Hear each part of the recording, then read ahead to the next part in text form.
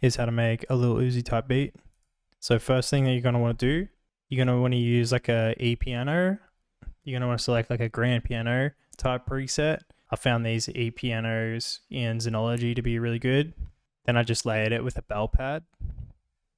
I'm working in a minor scale, and you're going to want to set your BPM to like around 140.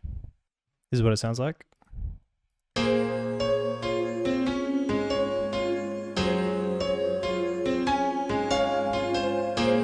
Then add some additional elements to make a B section. In this case, I find bells really easy to work with.